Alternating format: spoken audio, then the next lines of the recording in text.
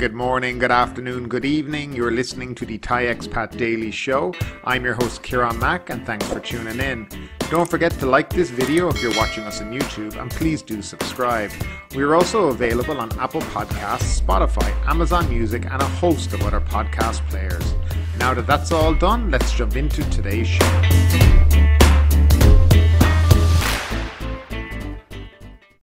So let's start off with the daily COVID numbers as we always do here. A total of 292 COVID-19 fatalities and 17,984 cases were reported on Saturday, with Bangkok seeing record high single-day deaths and new cases. There is also approximately 2,535 rapid antigen test kits positive that are not included in the mentioned numbers. Of the new cases, 17,660 cases were among the general population, while 324 were in prisons according to the Public Health Ministry. However, recoveries from COVID continue to outpace new infections. Over the past 24 hours, 20,535 people were discharged from hospital.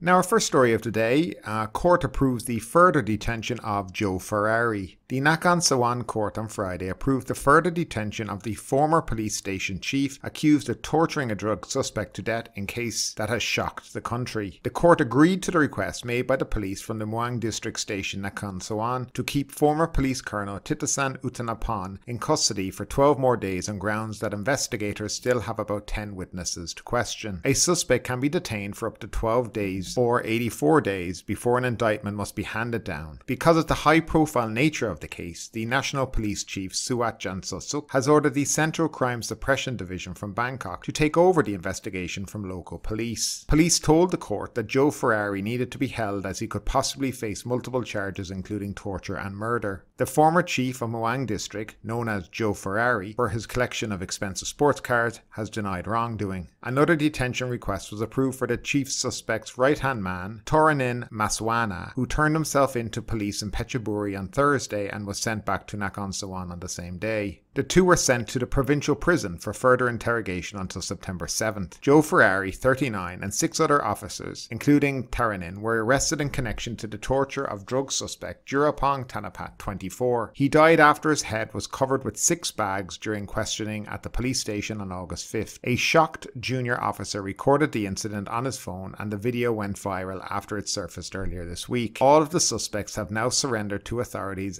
and have been dismissed from the service. After he surrendered, Jo Ferrari was allowed to phone into a news conference held on Thursday night by Police General Suat to take reporters' questions, offering a mixture of excuses and apologies for the crime. Jurapong and his wife, Kanakwan Kalim, were arrested with 3 bags of crystal methamphetamine weighing 100 grams each as they tried to make a sale to a plainclothes policeman posing as a buyer outside a convenience store in Muang district of Nakhon Sawan on August 4th, according to the police report sent to the court to support the detention request. Earlier reports said the team led by Jo Ferrari had found a picture of a large quantity of drugs on Jurapong's mobile phone after he and his wife were arrested. Police went to search his house in Takli district on August 4th but did not find any drugs there. The pair were then taken back to the police station for interrogation on August 5th and Jurapong subsequently perished from the ordeal. Jurapong's wife was later released after the death of her husband on condition that she would remain silent. Jo Ferrari surrendered in Chonburi on Thursday and was taken to the CSD in Bangkok. He claimed at the CSD on Thursday that he had no intention to kill the suspect or extort money from him in exchange for his release. He said he simply wanted to dig more deeply to get more information about the seized narcotics. But the video showed Jurapong was beaten and later suffocated with plastic bags. The timestamp on the clip showed the incident took place at around 1 p.m. on August 5th. Jo Ferrari said at the CSD on Thursday that the man had died of a drug overdose. An autopsy report issued by Sawan Parak Hospital in Nakhon Sawan dated August 6th said Jurapong had presumably died of the effects of amphetamine.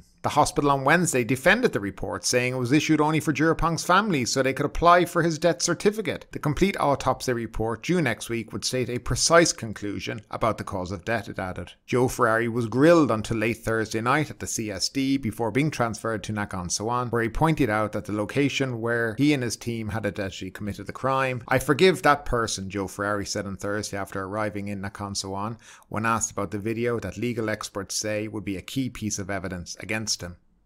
Now, where to begin on this whole story? So this guy basically murdered a suspect, killed him, suffocated him to death. Then for 3 weeks nothing happened within the Thai police force until the video emerged. Bottom line is, if the video didn't emerge, this guy would have gotten away with it. That is a guarantee in all of this. Now, he turned himself in on the Thursday night, and then he was given the opportunity to have a press conference to field reporters' questions, while the gimp of a police chief sat there nodding in approval to everything the murderer on the other end of the phone had said. Now, I don't know what kind of police force this is, but from where I'm standing, they are doing their best to get this guy off. He was given the opportunity to have a say. I don't believe the girlfriend of the guy who was killed had a press conference to tell her side of the story. So why did the alleged murderer get an opportunity? Now, further on from that, it transcribes today that now he is denying everything to do with the crime. I read in a Thai media source that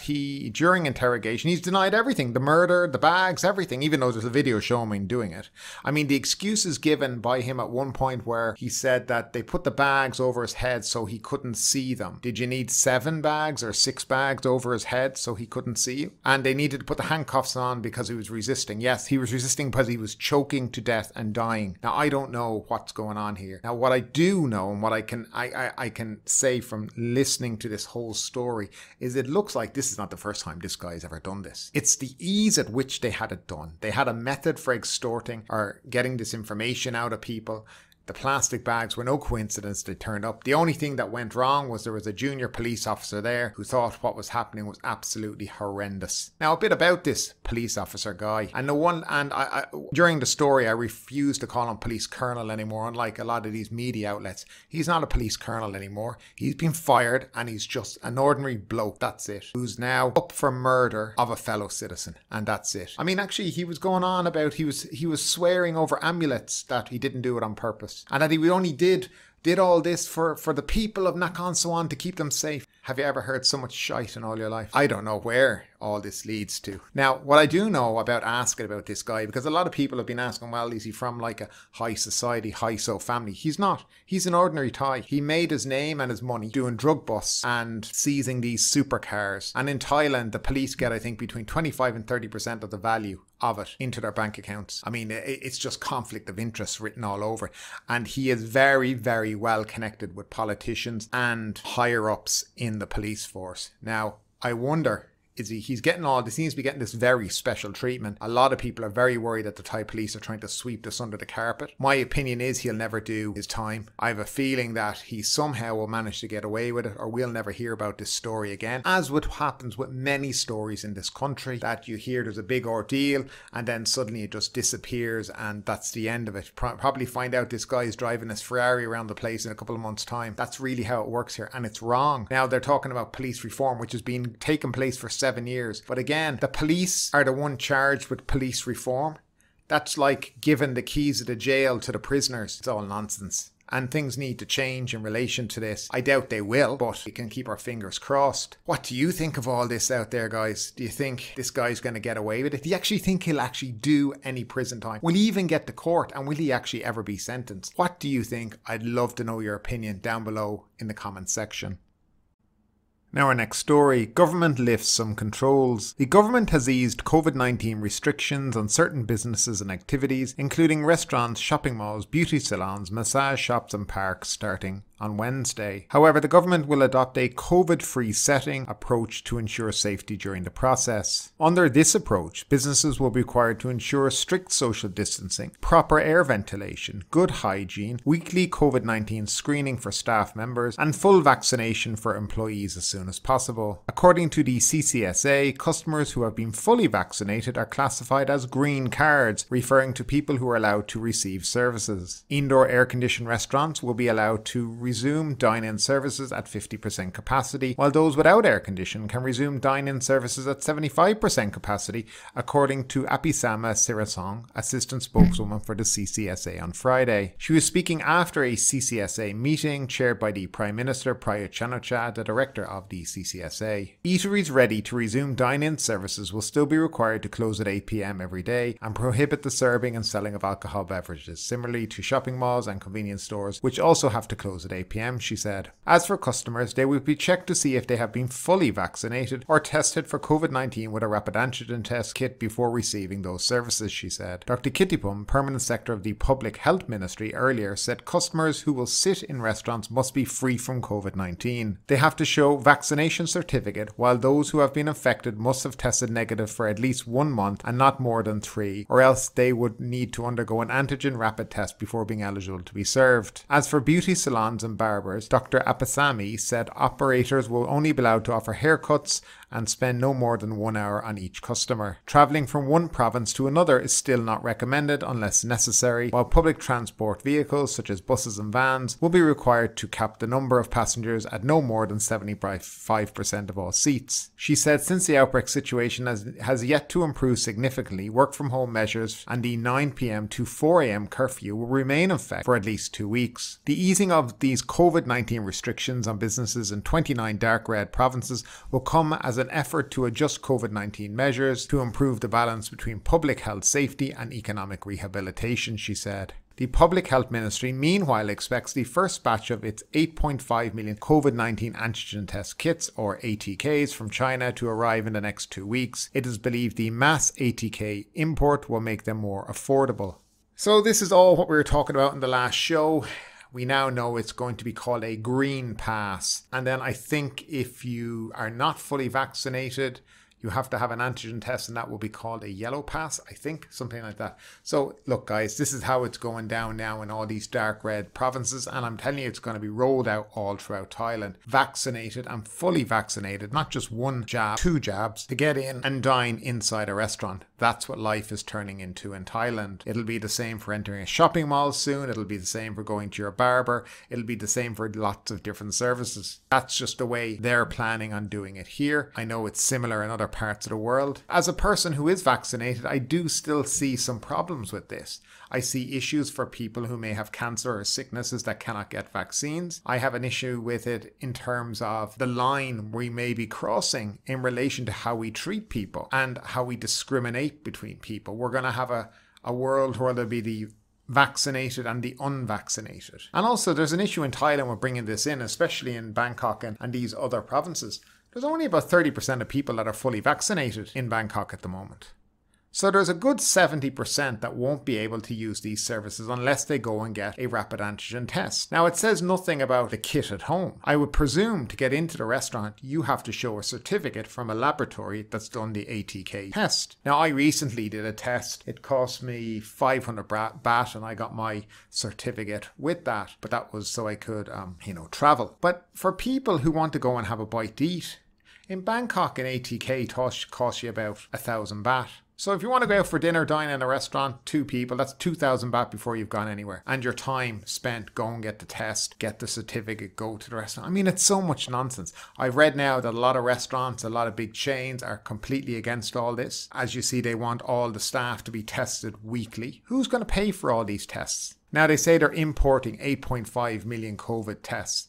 Are they going to give them out for free? Or are they going to charge people for them? If you're bringing all these regulations into businesses, the least you can do is supply them with the kits or make them as cheap as possible. So if you're importing 8.5 million test kits, and we've heard these kits cost about, I think it was about between 30 and 40 baht each, surely they should be sold at cost to businesses if you're going down this route. Otherwise, a business is going to have to be paying 250, 300 baht per kit. Sure, businesses won't do that. But also we know in Thailand how things work. This will start off with people doing it, and in a month's time it'll be completely abandoned. And there's nobody to actually follow up, implement the law regarding this, because they can't even get people to wear helmets riding a motorbike. How the hell do they plan to get people and restaurants to start looking for people's COVID-19 results or their vaccination certificate to get into a restaurant? We all know that after a period of time all this will be abandoned in Thailand, because that's what they do. They come up with rules and regulations, and after a period of time they stop. Like the no drinking alcohol thing. Now I could tell you about 8 or 9 nightclubs in Bangla Road in Patong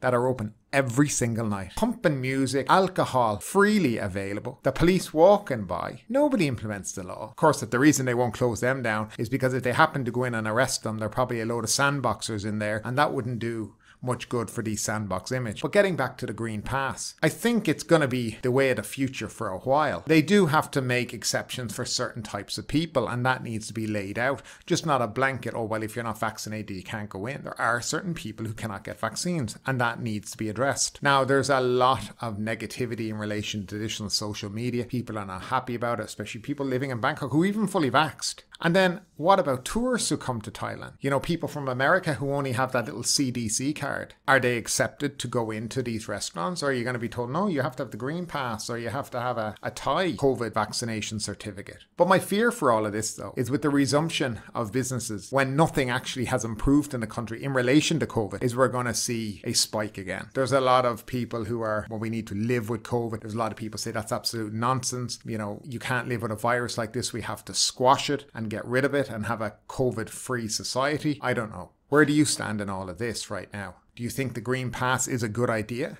But if you do think it's a good idea, tell me, are you vaccinated or not?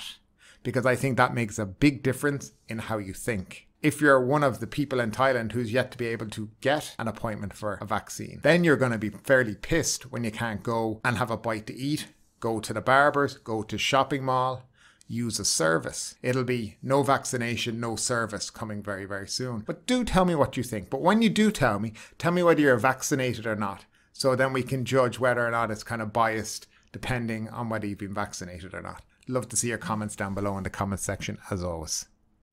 Now up next, Tourism Authority tests the water with rules for 7 destinations. For the upcoming tourist high season, which usually starts in early October, the country is likely to have 5 destinations taking part in reopening schemes and another 2 joining extension programs. Among those 7 destinations, only Phuket has opened entirely to inoculated tourists, while the rest still restrict tourist routes to a few districts and mandate various conditions to maintain a health and safety balance. Phuket and Hua Hin can be considered quarantine-free destinations as they don't require tourists to remain in their hotels, while Chiang Mai may insist on 1 day for quarantine, but all trips outside the hotel must be under the tour operator's arrangement. After testing the waters in Phuket and Samui in July, then Krabi, Phang as extended destinations in August, the Tourism Authority of Thailand is poised to propose 3 more destinations in September, Pattaya, Chiang Mai and Hua Hin, to the Centre for COVID-19 Situation Administration to add to the reopening scheme. Prior to the pandemic, international tourism receipts from Phuket, Pattaya, Chiang Mai, Samui and Hua Hin accounted for 50% of the total for the country according to the TAT.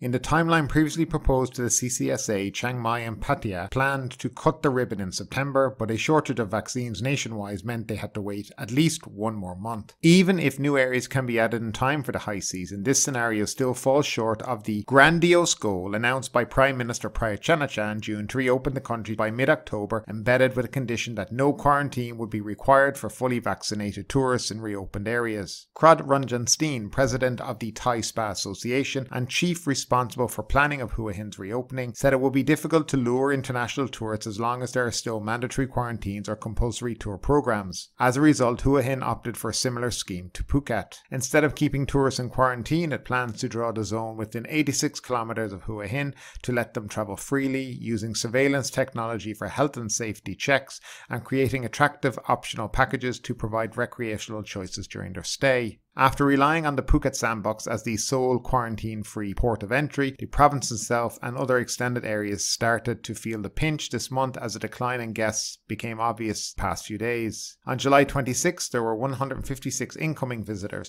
below the average of 460 arrivals per day from July 1 to August 14th, after the pandemic situation in Phuket and the entire country prompted many countries to raise the red flag against travel to Thailand. The UK is the latest country to place Thailand on its red list, which means tourists are bound for self-paid hotel quarantine upon their return home. The murder of a Swiss tourist in the Phuket Sandbox and the resulting media coverage is also attributed for the slower bookings. As of August 25th, there were 5,416 tourists remaining in Phuket. With the US and the UK, the top 2 markets since the beginning of the Sandbox program, placing Thailand on their highest risk list, reopening plans may not be enough to lure back tourists and restart the tourism engine. We have to roll back to a 7-day quarantine in October if Thailand still wants to effectively boost the tourism economy, said the TAT governor, Yuthicka Supasorn. He said the slow bookings have been made tourism operators pin their hopes on the 4th quarter instead. The CCSA endorsed the 7-day quarantine on March 17th before the abrupt resurgence of the pandemic forced the country to increase the length of stay to 14 days. When the COVID-19 infection rate slows, if we can also speed up the vaccine rollout and push the fatality rate to below 100 per day, the TAT will propose a shorter quarantine to the CCSA. A quarantine-free program for fully vaccinated tourists from low-risk countries is also possible if public consensus is not against the idea. Maria Sukasal Numbakdi, president of the Thai Hotels Association, said the real push for the tourism sector will happen once mandatory quarantine for low-risk countries is totally removed. A 7-day quarantine will not stimulate demand, particularly for the short-haul market.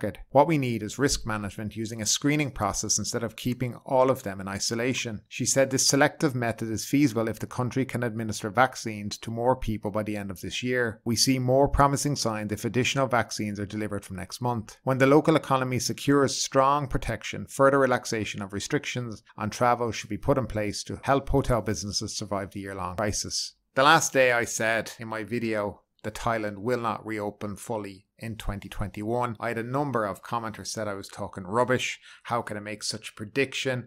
Everybody else is saying that it will. The government are saying that it will. Well, when I read this stuff coming from the CCSA and the Tourism Authority of Thailand, it clearly shows the promise the Prime Minister made in June will not be happening. And so let's just quickly go through the different programs that they plan to offer this high season. We will of course have the Phuket Sandbox, days in hotel, 0. But you must wait for your RT-PCR test. You will have to undergo a few COVID tests. The Samui Plus plan, you must stay 3 days in your hotels. That's day 1 to 3. And yes, you again, 3 mandatory PCR tests. The Pattaya Move On, 6 days quarantine in your hotel.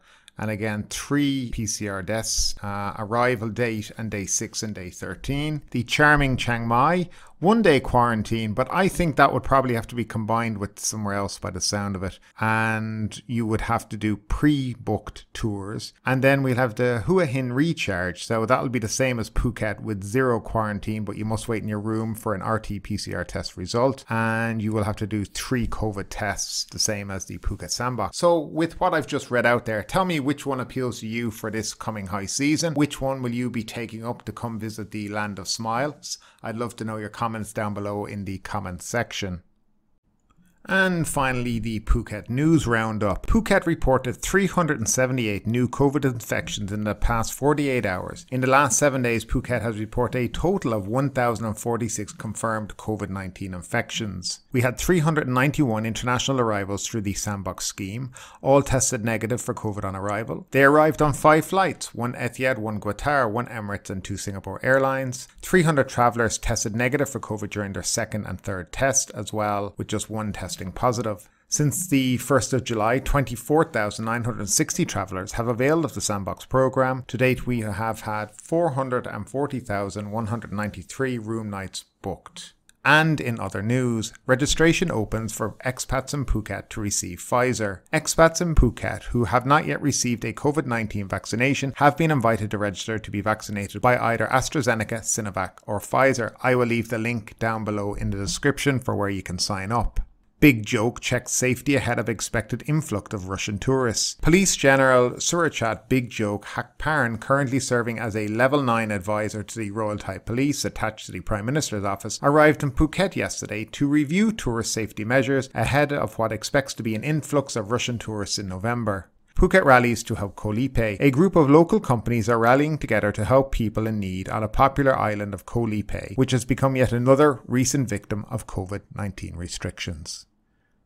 But ultimately, with this story or anything else that stood out to you today, I'd love to know your thoughts in the comments down below. Because yes, this is a news show, but it's also a conversation. Now keep that conversation going. Make sure you like this video, subscribe to the channel, share the video, and do all the good stuff that does help that YouTube algorithm. But ultimately, my name is Kieran Mack. You've been listening to the Thai Expat Daily Show, and we will see you next time.